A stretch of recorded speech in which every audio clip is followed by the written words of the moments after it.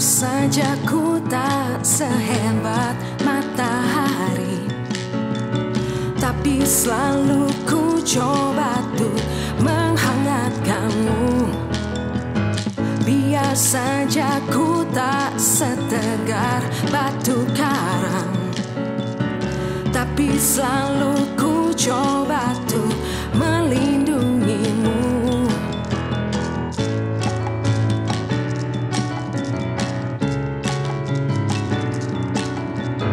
Biar saja ku tak seharum bunga mawar, tapi selalu ku coba tuh mengharumkanmu.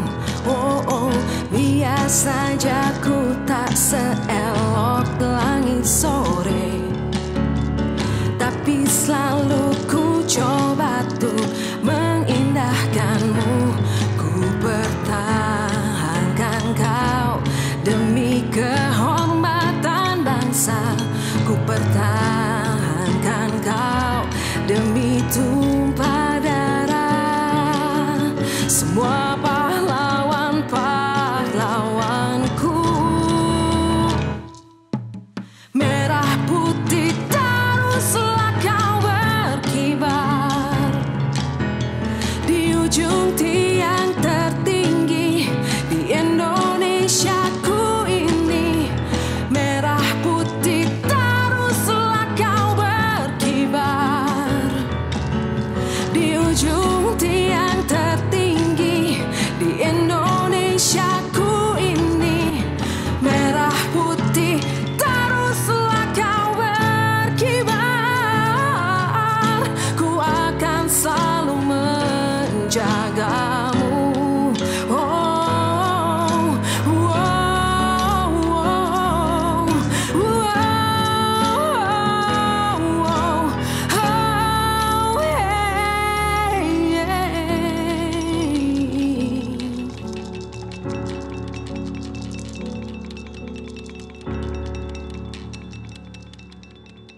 hey,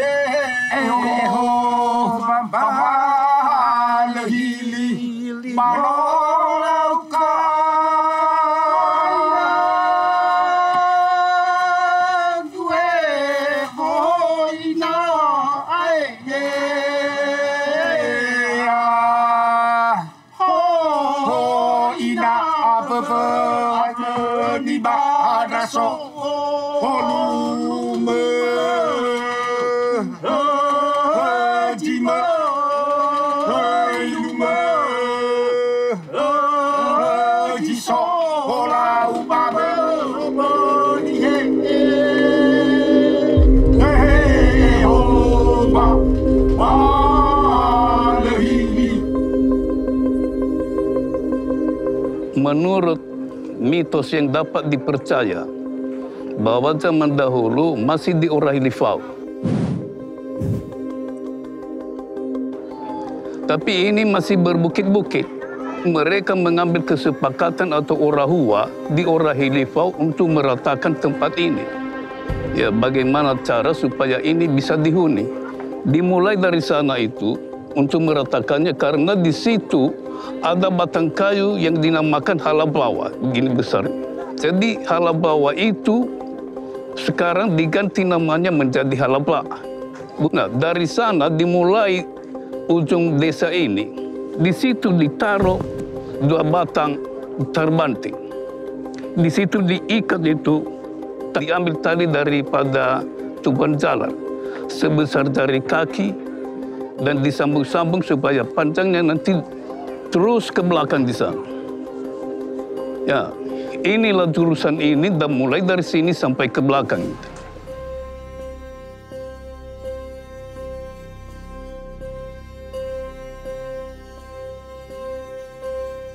Setelah selesai ini diratakan, ini juga dibuat jurusan ini, nama desa ini, nama ini, jurusan ini adalah namanya Simandale. Karena di sini ada kayu besar di sini, namanya Simandale di sini. Dan disinilah nama ini sekarang namanya Raya. Dan ini juga dibuat jurusan ini dikatakan ini namanya adalah anak. Karena sesuatunya ini dari sini semuanya, ekonomi, keperluan di desa ini dari sini semuanya. Maka dikatakan adalah anak. Setelah selesai ini diratakan, masing-masing penduduk membuat tempatnya di sini. Dan tempatnya itu dibuat oleh masing-masing dengan pembagian-pembagian daripada si ulu si ila. Dibagikan untuk bersama-sama. Setelah siap, maka rumah adat ini dibangun. Dibangun agak lama membangunnya. Karena kayu-kayunya itu dari tempat jauh. Ada 1 kilometer, ada yang 2 kilometer jauhnya untuk mengambil bahan-bahan seperti ini. Jadi lama pembangunan ini kira-kira lebih kurang 15 tahun baru bisa siap rumah ini. Nah, setelah siap rumah ini, raja di rumah ini, anaknya itu namanya Sanigeho yang ada di topi saya ini, ada itu Sanigeho itu namanya. Dia tidak bisa menduduki atau menghuni rumah itu sebelum ada waktunya. Tapi di sini dibuat tempatnya, di dinding sama dia dengan daun-daun urumbia atau pelepah sagu. Ya, di sini dibuat sebelum ke situ. Dan kira-kira selama 3 bulan atau lebih. Dan sambil membuat itu balai desa. Balai desa itu adalah tempat pertemuan atau sidang. Bila ada yang melanggar peraturan, disitulah disidang. Pelanggarannya itu berat, itu direndam di dalam air. Diikatkan batu di tubuhnya itu dan dimasukkan ke dalam. Ada juga yang digantung. Ada juga yang dijadikan sebagai budak.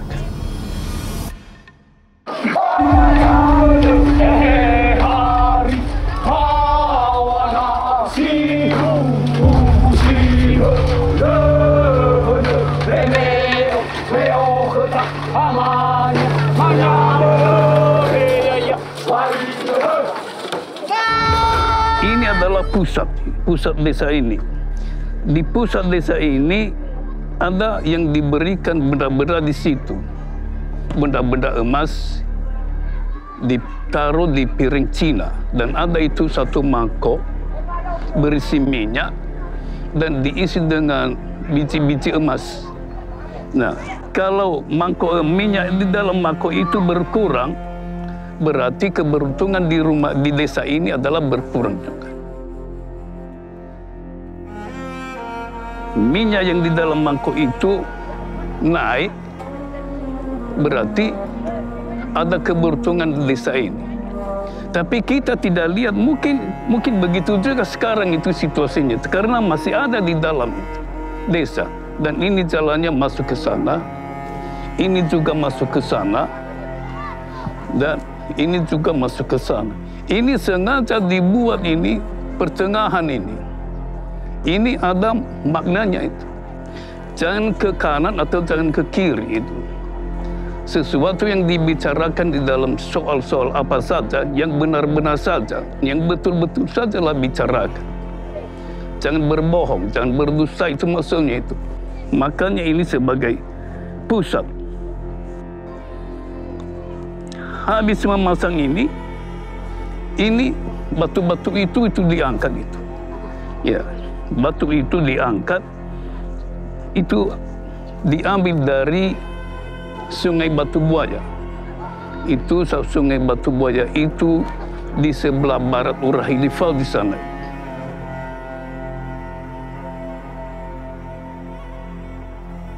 Bahwa ini batu ini adalah tanda kebesaran raja di sini. Ini batu pertama ini diangkat ini. Ini batu Tuan Lawe yang namanya Tuhafa Medodan ini. Ini batu Tuan Sanigeho, raja kedua sini. Nih. Setelah ini diangkat ini. Ini ayahnya, ini anaknya.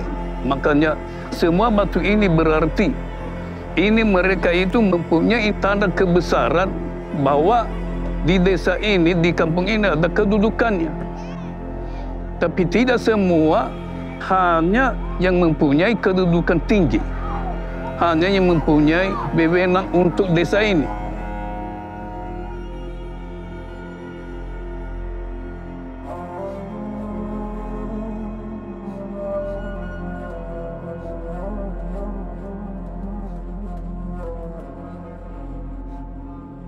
Halo Dini, apa kabar? Halo Mbak Ikan, baik. Sehat-sehat ya? Sehat-sehat. Alhamdulillah.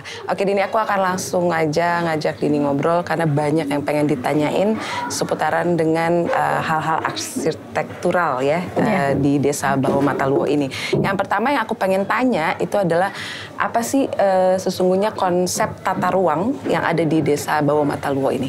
Nah, oke. Jadi seperti yang kita tahu ya, Desa Bawo Mataluwo ini ada di atas bukit. Dengan menghadap ke timur, karena itu disebutnya Bukit Matahari. Nah, Desa Bawo Mataluwo dibangun dengan pola linier atau memanjang, kemudian dengan gaya arsitektur rumah panggung, kemudian beratapan daun sagu pada zaman dulunya.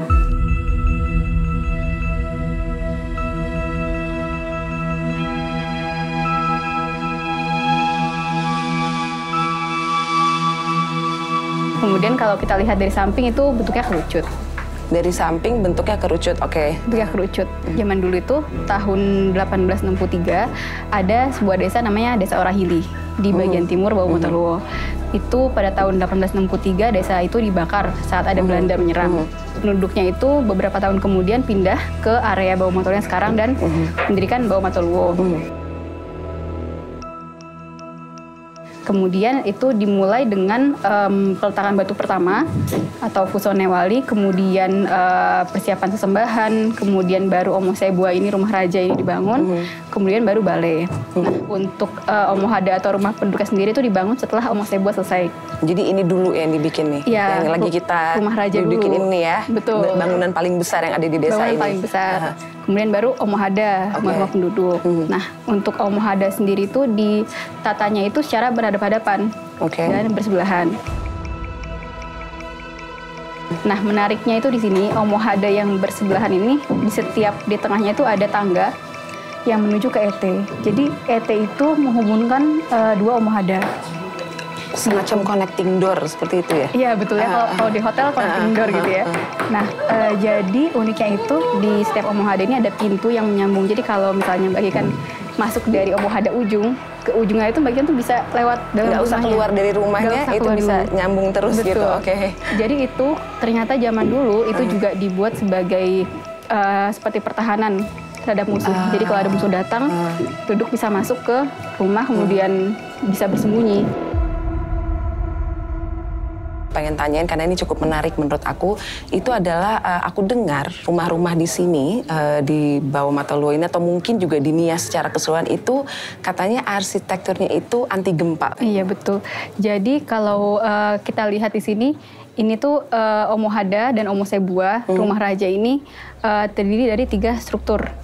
Jadi ada struktur bawah, kemudian ada struktur utama di tengah, kemudian ada struktur atap. Untuk struktur dasarnya sendiri itu terdiri dari tiang-tiang vertikal dan diagonal. Nah, uniknya itu berbeda dengan rumah-rumah panggung yang ada di Indonesia ya, rumah-rumah tradisional lain. Di sini itu ada tiang diagonal tadi, namanya driwa. Driwa, Driwa. Kemudian ada tiang ehomo, ini tiang-tiang ini. Yang lurus ini. Yang lurus-lurus ini. Nah itu mereka tuh ada disusun dari depan sampai ke bagian belakang. Jadi setiap tiang-tiang vertikal berdiri itu diselingi oleh tiang-tiang driwa. Itu memang sistem struktur yang tahan gempa. Kemudian untuk di atas itu ada struktur utama. Jadi isinya ruang tawo dan purma. Kemudian di atapnya untuk struktur atap ada kalau untuk Omo Sebua ada 9 tingkatan struktur. Untuk di Omohada ada 5 tingkatan struktur. Jadi rumah raja ini lebih banyak lagi tingkatannya tadi yang sampai 9 itu. Sementara kalau di rumah biasa itu hanya 5. Betul ya. Dan memang dari jumlahnya sendiri ya untuk tiang-tiangnya ini sangat banyak ya. Untuk Omo Sebua saja itu totalnya 112 tiang vertikal dan diagonal. Karena itulah kenapa kok kalau gempa itu mereka ya hanya goyang saja gitu. Jadi betul-betul sangat kuat.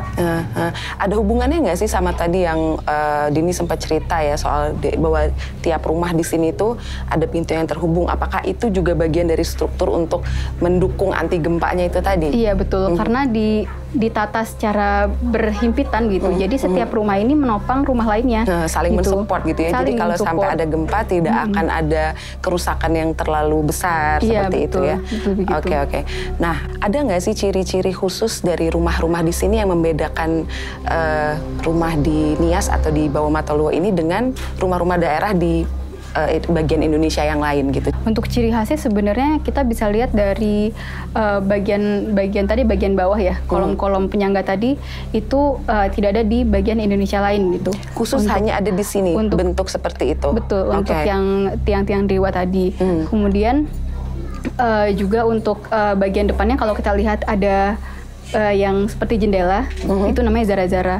Zara-zara. Jadi zara-zara itu selain untuk sirkulasi udara di bagian dalam rumahnya jadi terasa lebih sejuk, itu juga apa yang dikatakan oleh masyarakat sini itu zaman dulu digunakan sebagai sistem pertahanan juga terhadap musuh. Jadi dari dalam ini bisa lihat keluar, tapi musuh dari luar nggak bisa lihat sulit lihat ke dalam gitu. Itu yang membedakan. Nama batu ini adalah batu lawele. Ini batu lawele ini adalah naga dan ada mistiknya itu. Mistiknya ini luar biasa sesuai dengan kepercayaan orang dulu. Karena pada zaman dahulu desa ini dikelilingi oleh pagar. Ada pagar berduri, batang kelapa dan lain-lain sebagainya. Maka batu lawele ini ditaruh di sini. Maksudnya untuk menghampang jangan musuh itu masuk ke sini. Ini makanya dikatakan ini batu lawele. Kadang-kadang kalau ada orang di sini banyak-banyak mengatakan, oh iya lawele, oh iya lawele, oh iya lawele. Itu adalah ucapan-ucapan masyarakat yang mengatakan kejarlah dia itu, kejarlah musuh itu, kejarlah musuh itu maksudnya. Disinilah imam itu duduk, ya untuk mengucap-ucap apa-apa yang diucap-ucapkannya, supaya ini mempunyai kekuatan yang luar biasa. Ya, menghadap ke sana itu, imam begini. Nah, karena dia mengatakan sesuatu yang diucapkannya untuk menghampang musuh dari sana itu. Mungkin ini terakhir dari aku ya Dini. Menurut Dini apa sih yang bisa pemerintah lakukan gitu ya untuk nggak usah bicara mancanegara dulu ya, tapi paling tidak turis lokal tertarik untuk datang ke sini gitu, terutama di desa Bawah Mata Luo ini karena ini kan sebetulnya one of a kind gitu ya, satu-satunya yang Indonesia punya tempat nonton orang lompat batu seperti itu kan. Itu menurut Dini apa sih yang kira-kira pemerintah bisa lakukan untuk mensupport gitu? Pemerintah itu bisa mendorong masyarakatnya untuk tetap menjaga paling tidak bentukan rumahnya gitu. Sebetulnya kan kita tidak bisa ya memaksa bahwa masyarakat tuh harus tinggal di rumah ini gitu kan, tidak bisa. Tapi kita masih bisa mendorong mereka untuk memperdalam kembali apa sih nilai-nilai budaya yang mereka punya gitu. Dan harus dipertahankan. Betul, gitu dan harus dipertahankan. Jadi kita bisa terus mengingatkan mereka tentang identitas yang mereka miliki gitu. Bahwa identitas itu jangan sampai hilang terbawa arus modern gitu.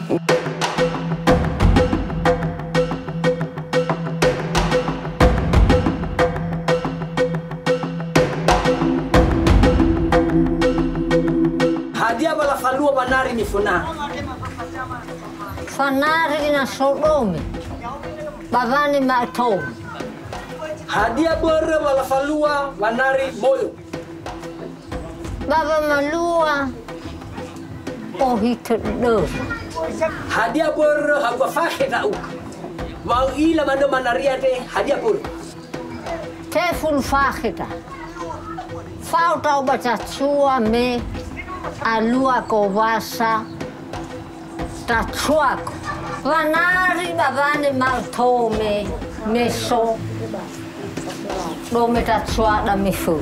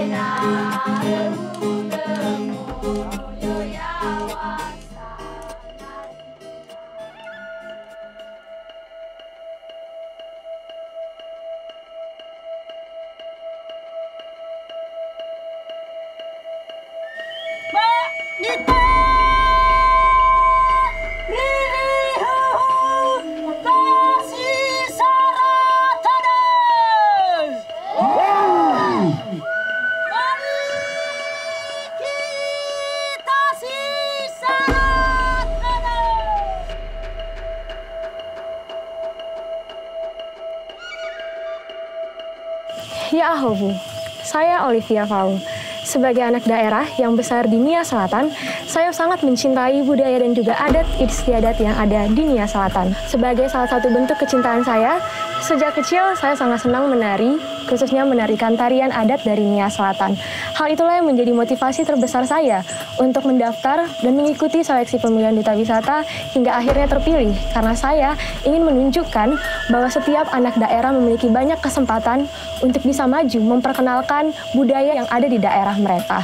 Untuk itu, saya sangat berharap semoga seluruh anak muda daerah Nia Selatan dapat menjadi muda-mudi yang bangga dan cinta akan budaya daerah mereka dan dapat menjadi pemuda yang melestarikan serta membawa nama Nia Selatan menuju internasional.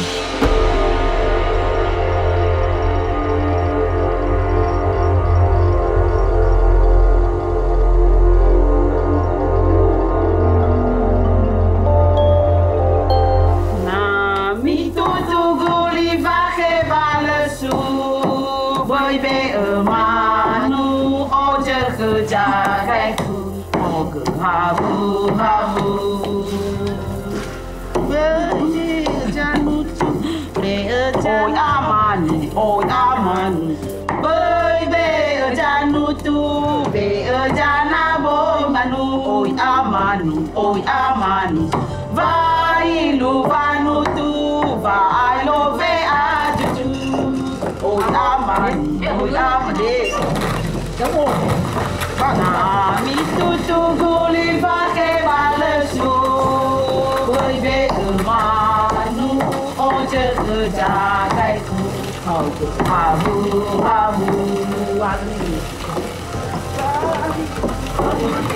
Oi amanu, boy be janu tu, be jana boy manu. Oi amanu, boy luvanu tu, ba alobe ajuju. Mau lu? Jadi cepat makan. Cepat. Nani tutu boy balesu. Boy be manu be. Mau ni pala betul kan itu ada nak. Nah, mau lihat gue dong suara no be pelan-pelan ben.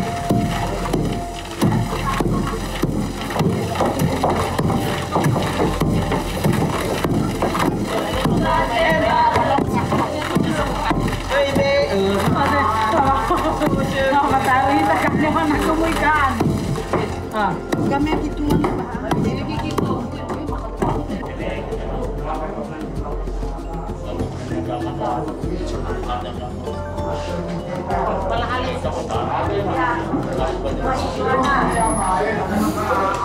lain aja terus. Tadi biasa Menteri Pendidikan. Ya. Iwa Sanoturia. Omasira Laila Hayabal Hada Sisota Dananiha. Maka Masofanada Mataila Matefana Dama Fasiulu Fasila Iraina Baira Roto Johale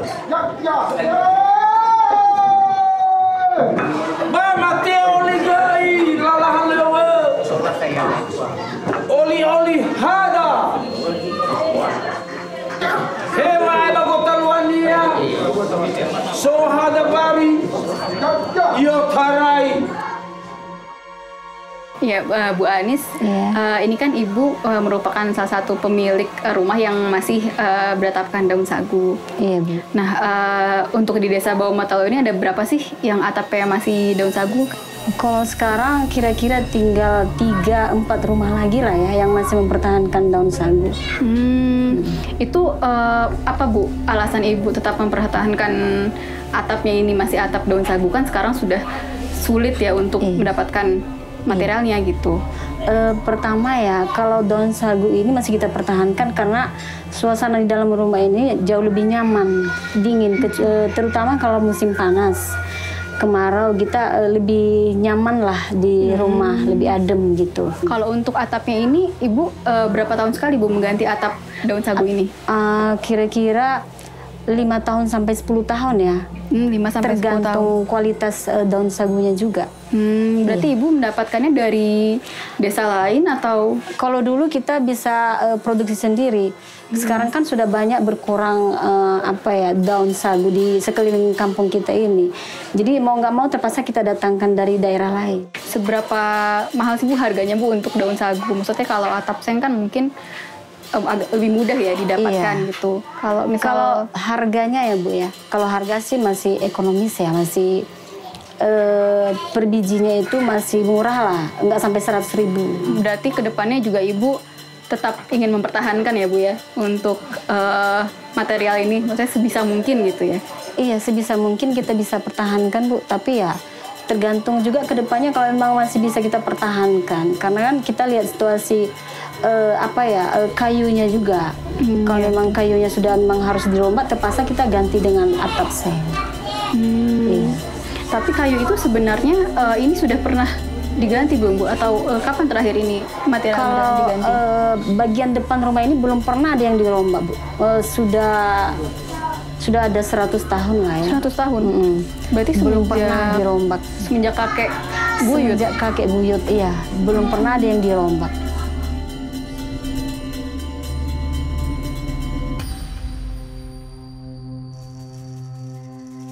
Bawah Matalo ini adalah berasal dari Desa Orahili.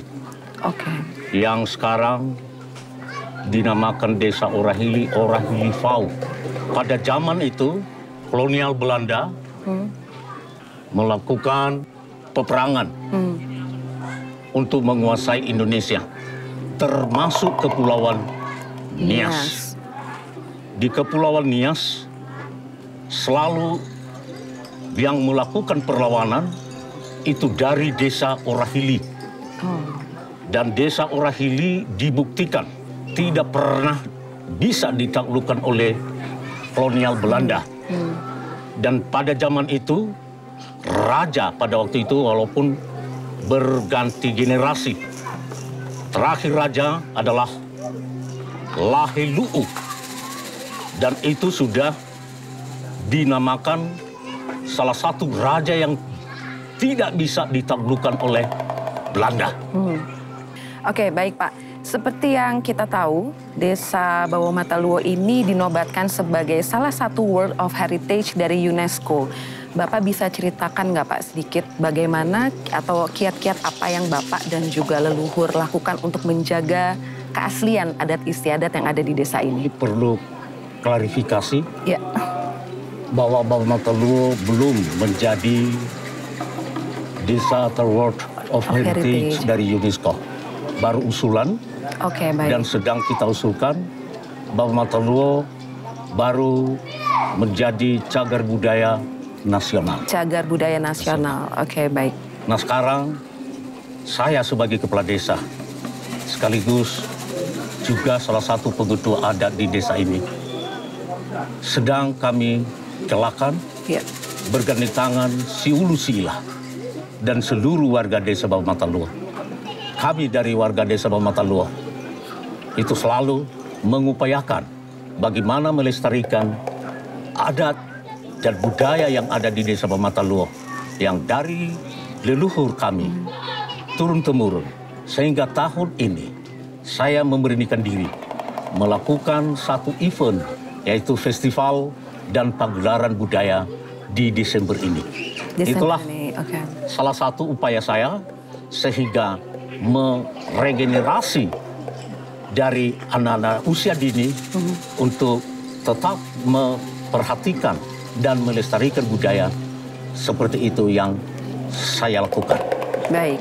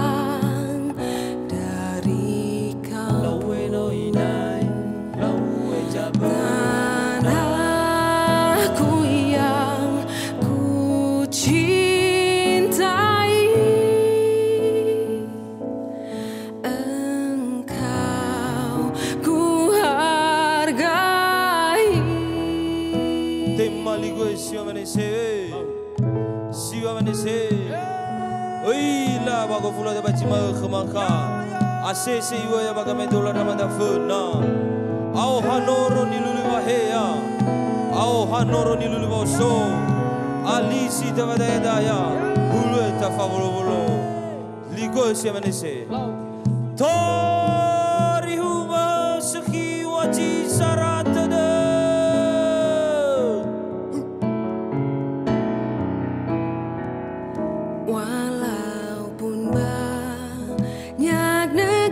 jalani yang masyhur permai di kata orang, tetapi kampung dan rumahku di sanalah ku merasa senang.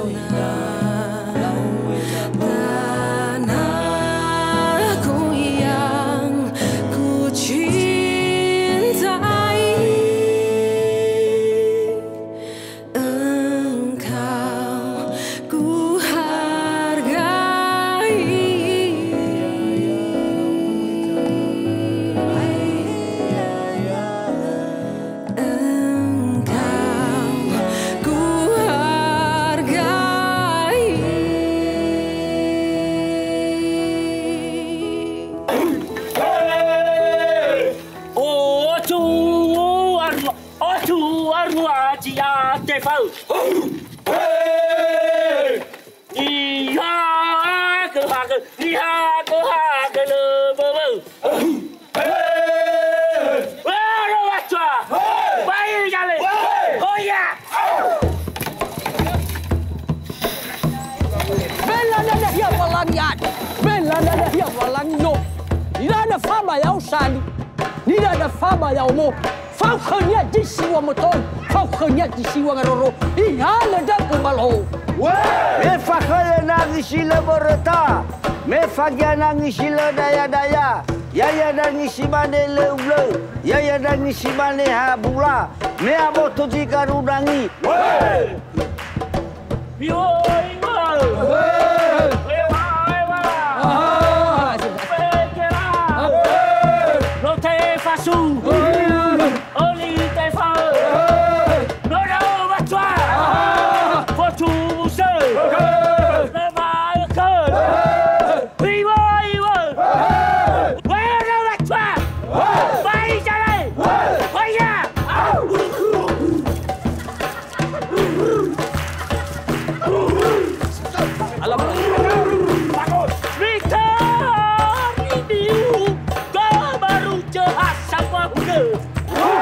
Hiba. Aulie majua, aulie mate, wali wali warala he, ramade kochua he, ramadu mida doji. Hoya, au, ora wachwa, bai jale, mito ribiu ke baru cehasa wahune.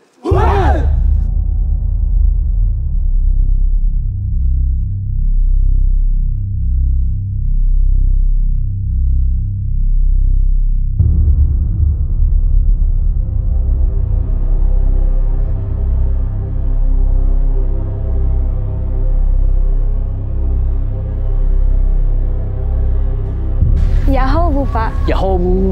Yaho. Nah sekarang kita ada di Bernadu ini kan Pak? Iya Bernadu. Nah yang menurut aku dengar tempat ini merupakan tempat di mana asal pertama nih masyarakat atau warga Pulau Nias.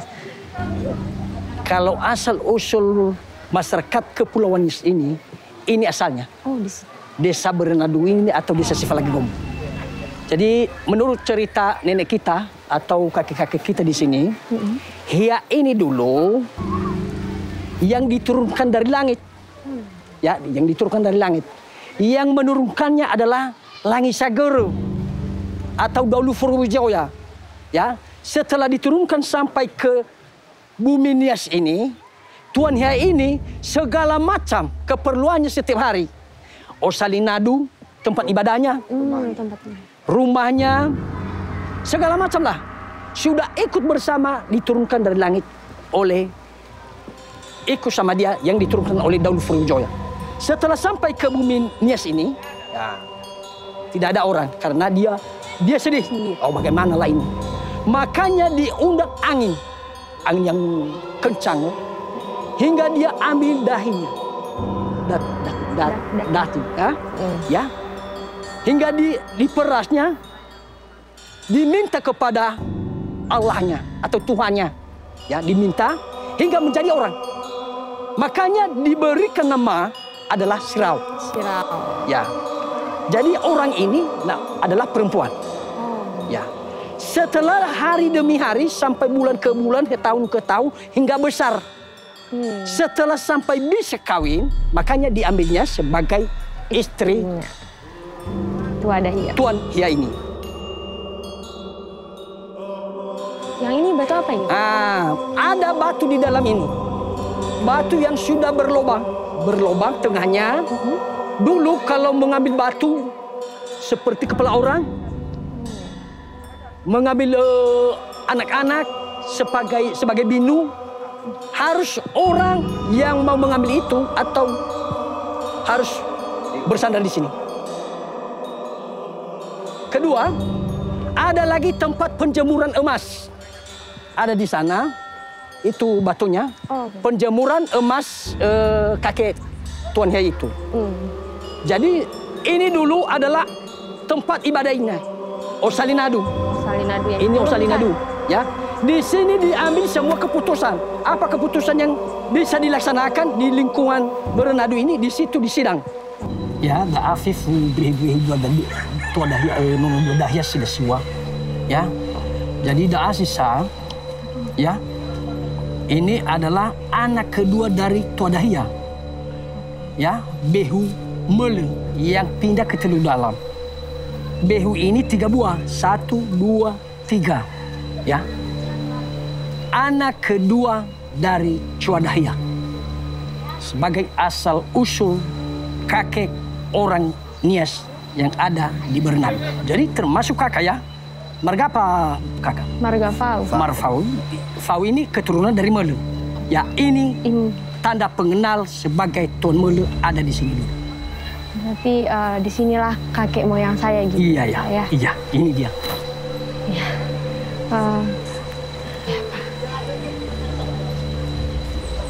Jadi ini adalah Behu Marga Giawa, anak keempat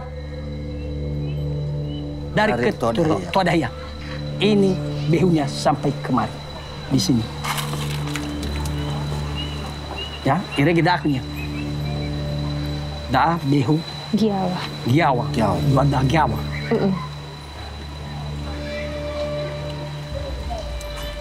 Da'a Behu Duada Sadawa.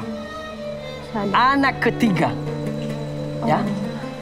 Anak ketiga anak kakek Macuada Hia. Ini behunya. Ya.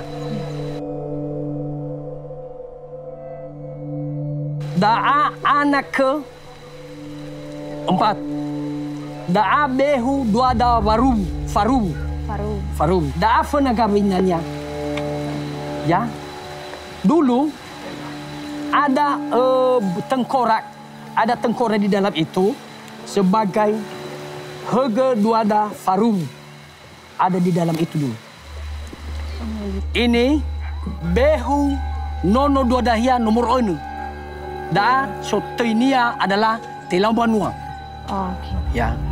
Sifida Tarai Gomo, Lumale, Badudu Pahau, Feta Bagus Toli.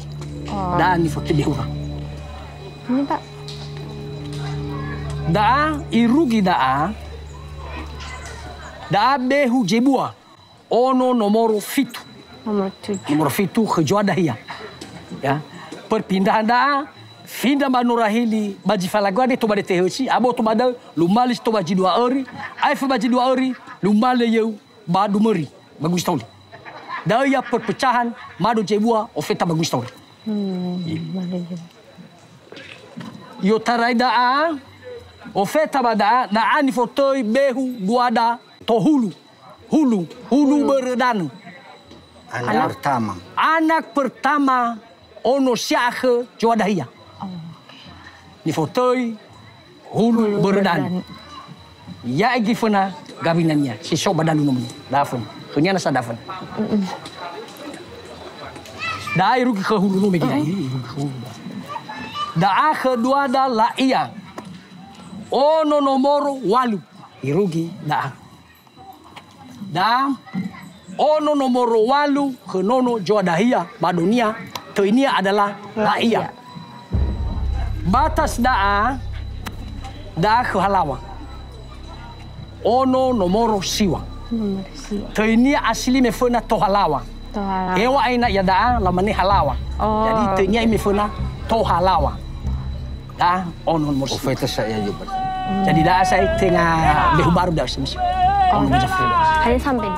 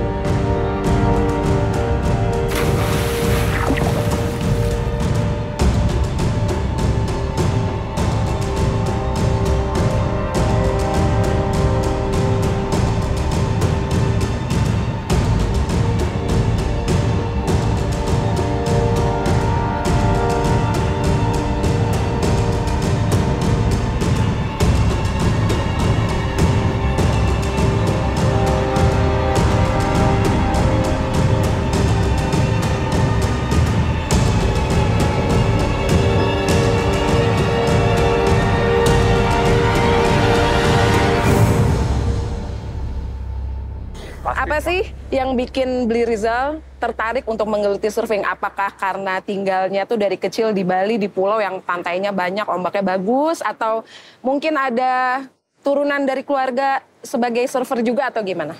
Awalnya waktu kecil, saya umur 8 tahun ya memang besar di Bali kan, di Pantai Kuta. Jadi waktu saya kecil memang nggak ada pilihan lain. Ya Kuta masih seperti alami, banyak pohon kelapa, masih kebun-kebun. Ya makin lama-lama ya dari suka surfing jadi hobi, ya bisa jadi sumber kehidupan, jadi sebagai atlet surfer profesional.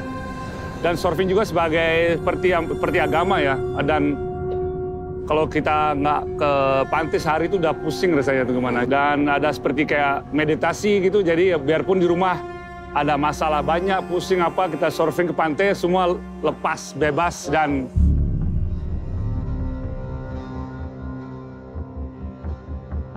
bisa untuk buang energi-energi negatif betul. gitu ya.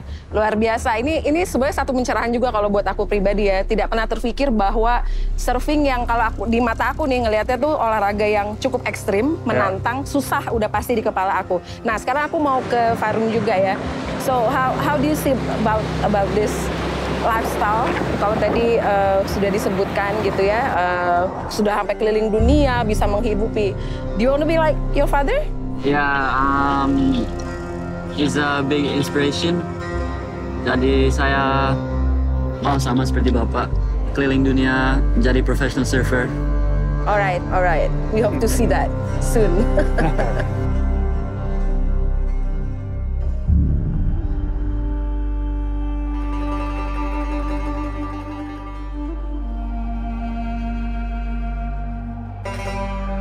Oke, Bli Rizal, ini karena berhubung kita sedang berada di Pantai Sorake di Nias ini ya. Bli Rizal, apa sih mungkin punya advice atau saran gimana caranya supaya surfing di Nias ini gitu ya, atau para peselancar di Nias ini bisa lebih berkembang lagi, bisa lebih maju lagi, sehingga nggak kalah juga dengan daerah-daerah lain di Indonesia? menurut saya untuk mengembangkan surfing di Nias, kita harus mulai dengan board rider. Harus ada board rider. Ada board rider sendiri, kayak di Bali di mana kita setiap daerah atau setiap surf spot, kayak di Uluwatu ada board ridernya, terus di Dingin ada board riders, terus di Kuta, di Canggu, Madewi, seluruh Sanur pun ada semua. Jadi sebenarnya di situ dah untuk melahirkan atlet-atlet muda, apalagi sekarang di Indonesia sudah ada namanya PSOI kan, Persatuan Selancar Olahraga Indonesia. Dan itu kedepannya kita akan membuat kayak kita kayak Liga Sepak Bola. Jadi kita akan adu. Jadi setiap kayak Nias, kita punya atlet junior, open dan master. Jadi kita bertanding lawan siapa nih? Bali. Oh kita lawan Jawa Timur. Jadi itu kedepannya itu rencana kita untuk masa depan anak-anak ini kayak Farun. Farun dari kecil udah dari umur 10 tahun itu udah dari bukan 10 tahun lagi. Pas masih harus didorong sama saya, udah ikut pertandingan, baru bisa lurus saja, sudah itu namanya pushing division. Jadi bapak-bapak itu berenang itu dorongin anaknya, berapa lomba lurus, baru bisa belajar lurus saja. Setelah udah pinter ya, habis itu ada umur under 12 bertahap kan. Jadi itulah, jadi mereka diarahin gitu, ada direction mereka gitu loh. Harus jelas dibina gitu ya. Oke, setelah berkunjung langsung ke Nias untuk pertama kalinya dan hari ini dapat kesempatan untuk ngobrol bareng dengan Bli Rizal Tanjung dan juga dengan Farun, saya pribadi yakin bahwa dunia surfing Indonesia, terutama di Nias ini akan bisa berkembang dengan pesat dan juga maju. Terima kasih banyak Farun, terima kasih banyak Bli Rizal. Kita sama-sama mendoakan semoga pemerintah juga akan lebih banyak mensupport ya untuk kemajuan dunia surfing Indonesia.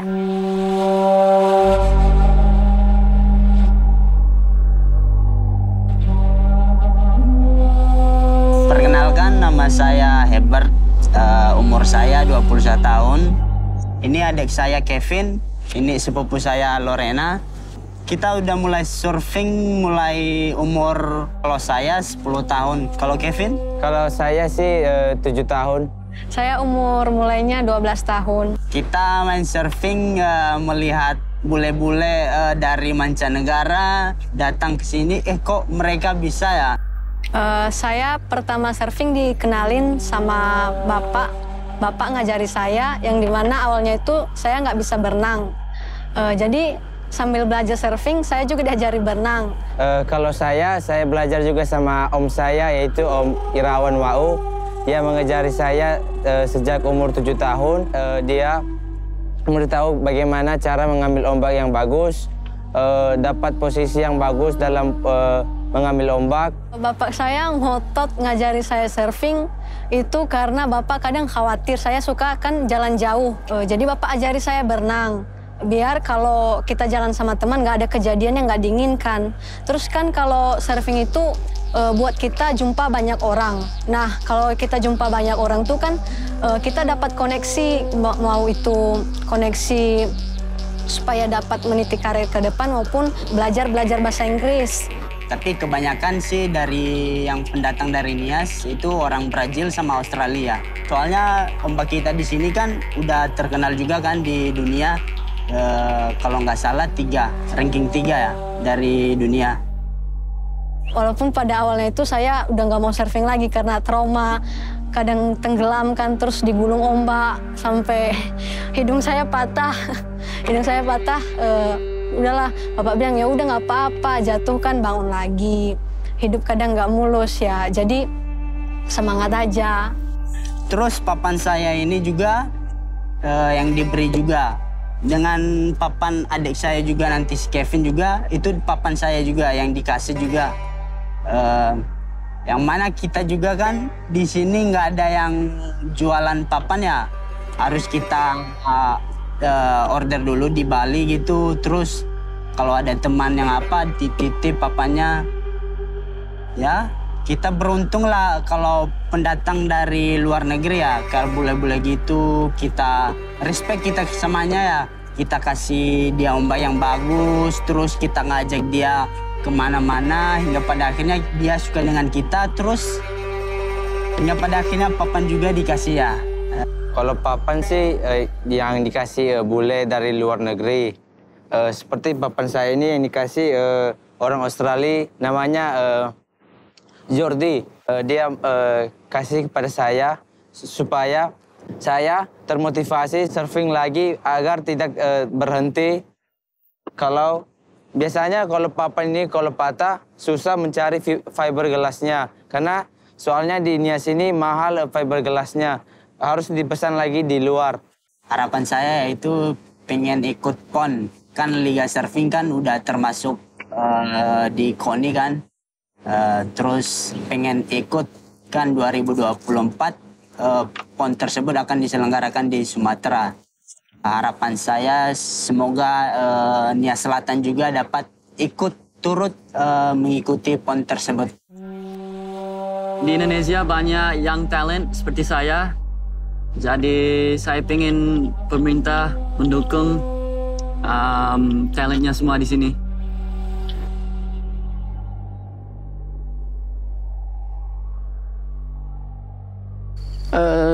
Ceritanya ini, tu ada tabalinau tu dibetul kapu ini. Setelah dibetul kapu ini, beranak ya 2 cucunya. Tua badana Hurwanaa. Sebelumnya tidak ada batu-batu di sini, hanya tanah aja. Setelah itu, lama-lama terbentuk semuanya batu-batu ini. Di akar dari baho. Bukan tenaga alat, tenaga manusia saja. Sekarang kita lagi ada di mana sih, Mbak? Oh, kita sedang berada di situs megalitik Tundrum Baho. Oh, Tundrum Baho ini ada di mana, Mbak? Ini kita di Kabupaten Nias Selatan, Provinsi Sumatera Utara. Megalitik itu apa sih, Mbak? Megalitik itu adalah batu besar. Jadi, kita ini ada di situs megalitik Tundrum Baho yang artinya banyak batu-batu besar di sini. Oh iya ya, sebagai arkeolog, menurut penelitian sudah berapa sih Mbak usia dari batu-batu yang ada di sini? Kalau berdasarkan sejarah, tradisi megalitik itu diperkirakan sekitar 2500 hingga 1500 sebelum Masehi masuk ke Indonesia. Karena ada Belanda diusir dari kampung ini, ada istilahnya Tueneri sebelumnya. Dikumpulkan di kampung Tueneri. Ditinggalkan kampung ini. Setelah ditinggalkan, lama-lama kali berratusan tahun. Setelah data Bapak Adan Mali, baru digali. Dari situ, baru dipelihara kampung ini. Nah, yang ini, Liv, namanya dolmen atau meja altar. Zaman dulu pada saat pemujaan, di meja ini diletakkan sesajen untuk nenek moyang atau leluhur. Nah, yang di sana itu, yang berdiri menjulang tinggi, itu namanya menhir. Sebagai pertanda, di situ ada kuburan. Oke, nah kan kita bisa lihat nih Mbak, menhirnya ada yang pendek, ada yang tinggi. Itu bedanya apa Mbak? Biasanya menunjukkan semakin dia besar, mungkin derajat orang yang di bawah yang dikubur itu semakin tinggi. Oh, nah kita bisa lihat ya Mbak, letaknya itu ada di atas nih. Misalnya, kenapa sih Mbak batu-batu ini ada di atas gitu? Jadi gini, Liv, kalau situs megalitik seperti ini, khususnya kan dulu itu dibuat untuk pemujaan terhadap arwah leluhur. Nah, kenapa pemilihannya di atas puncak seperti ini? Karena kepercayaan mereka semakin tinggi posisi sebuah tempat, semakin dekat dengan arwah leluhur. Maka situs seperti ini akan selalu kita jumpai di puncak-puncak gunung atau bukit. Mbak Ivan, kira-kira desa tradisional yang paling tua di Nia Selatan ini apa? Oh, desa tradisional ya. Di Nia Selatan ini tuh ada 2 desa yang paling populer. Yang pertama itu Bawah Mataluo dan Hili Simaetano. Tapi di antara kedua desa ini, yang lebih tua itu adalah desa Hili Simaetano. Itu bisa kita lihat dari bentuk gaya hias batu-batu yang ada di depan pekarangan Hili Simaetano. Itu menandakan dia lebih tua dibanding Bawah Mataluo. Nah, Bawah Mataluo ini adalah desa termuda yang ada di Nia Selatan. Tapi dia populer. Ya, dia sangat populer karena desa Bawah Mataluo ini memiliki sebuah omozebua yang masih utuh. Omozebua itu adalah rumah raja yang paling besar yang ada di tengah desa Bawah Mataluo. Oh gitu. Baru sekarang ya digali pemerintah Nia Selatan, sehingga merasa kami di sini bagalah pemerintah Nia Selatan, sehingga terpelihara dan dikasih pembangunan sekarang. Begitulah cerita batu ini, khususnya Desa Lahusa, Kapu, Tundubao. Sekianlah, terima kasih. Yahoo! Oh,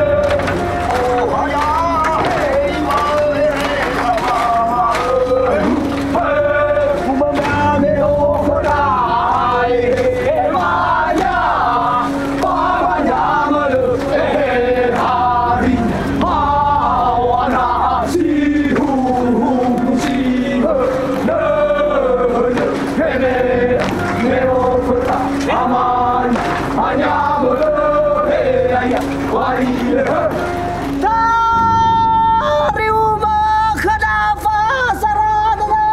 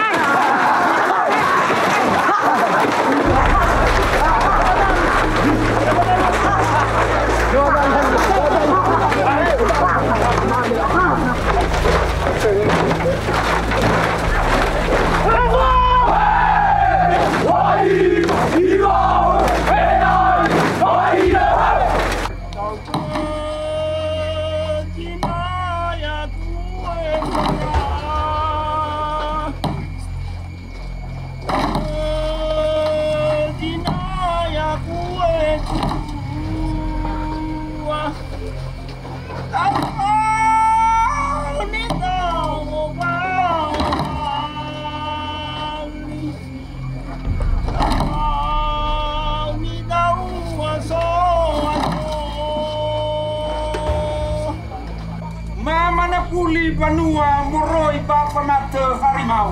Ya ya wahai. Pamala Fata Bapa Ho Fanali Jumali. Bapa Tola La Fata Ana Harimau Baci Fitu Fahe Para. Ya ya. Inata Pamata Harimau memang Tohari Bahi Fak baca to. Ya ya wahai. Tohari Bau Auri baca to. Bau bau loyo madana mapakai terlof baban wasa. Balafat keharina baci makin darah. Famat tu bali fanai fahorban marab malas saw berosa malah famu pakai malah famu. Kami fat mata bahu di mana? Apa ini bulan Forest malah kau irama tambah hidup bukan? Apa ini bulan Batio Nefes malah kau irama? Apa ini bulan Hukum dipakai? Allah kau pahami bami bulan? Hukum pasti ulu pasti lah bami bulan. Pahami mami fata mata mami lakha mami halu. Bahana tadu ke canamu urus sadara madai dehem. Gama tete hala gama tete fuyu. Masara da pasi ulu pasi ila. Hana tadu ke canamu urus sabahilia daha. Ya lana wau. Padahal balana hukum babanua. Bafasara da mada fasara. Banyani togo ganda tamai. Bali boha.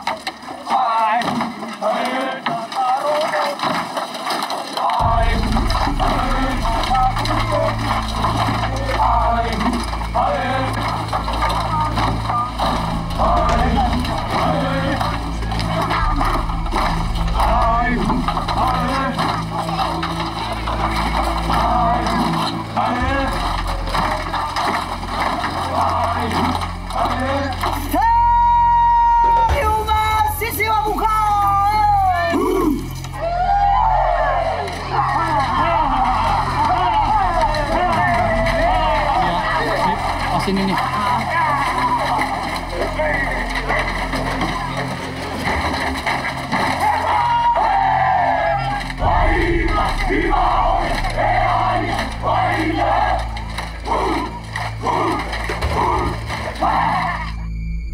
Ya Sara de Banua, ya Sara de Basiulu, ya Sara de Basila. Sahagul. Ya Bapak Mangga. Ini dia.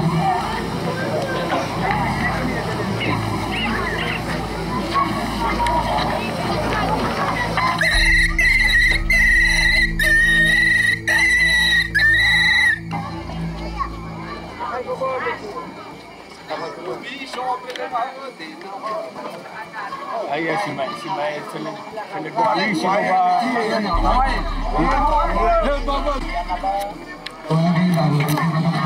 Bukan nama untuk banyak mak.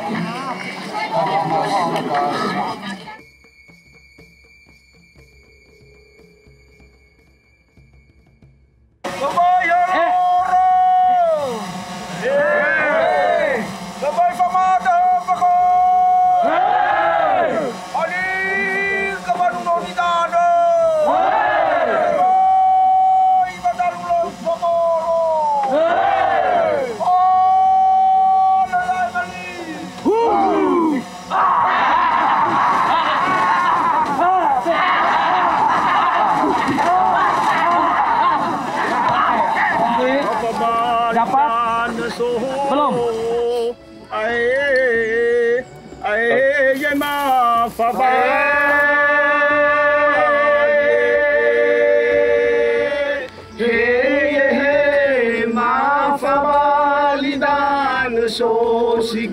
Sigu ko amagu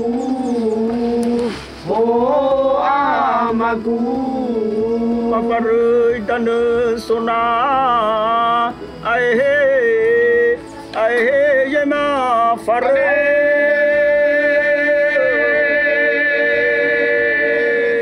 hey ma faroy tanda sona gole manu oh amagu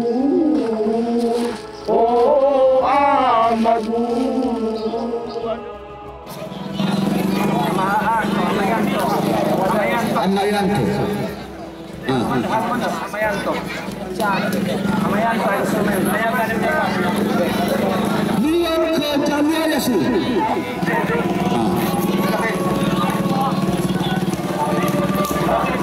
Ama abo, mamu kena.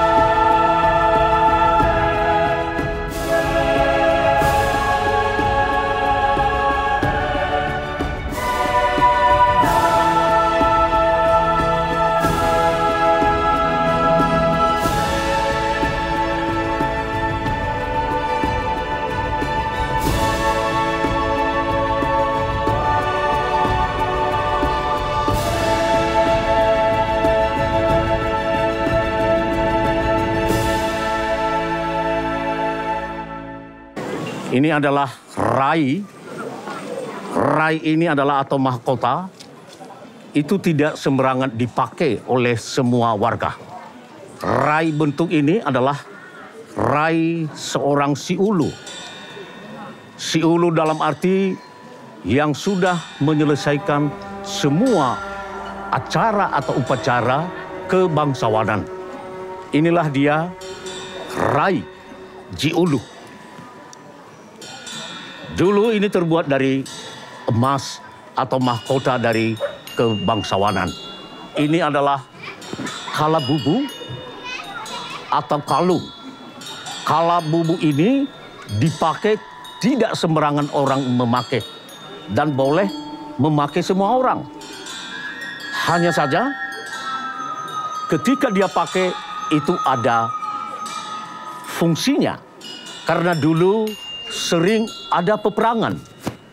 Baik peperangan musuh Belanda atau peperangan melawan desa ke desa. Karena dulunya desa ini tidak mengenal pemerintahan. Maka dibuatlah kalung. Kalung ini terbuat dari tempurung. Juga terbuat dari tanduk. Guna kalabubu ini atau kalung ini untuk menghadang pedang musuh. Kenapa? Karena dulunya musuh bukan hanya pengennya membunuh lawannya, tetapi mengambil kepalanya. Inilah salah satu fungsi dari kalabubu atau kalung ini.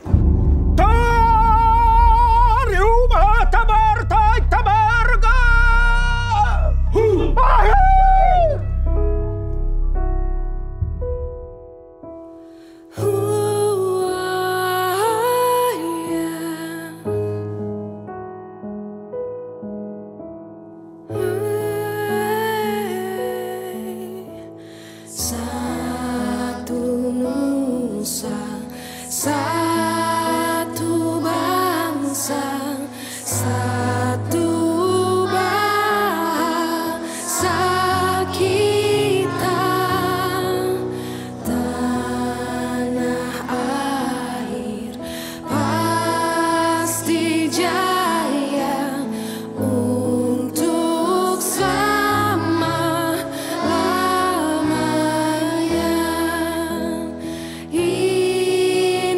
Indonesia pusaka, Indonesia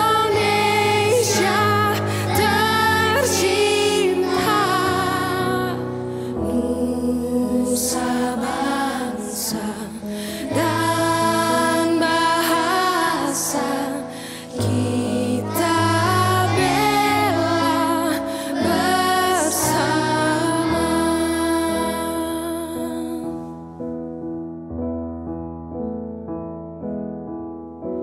Yeah.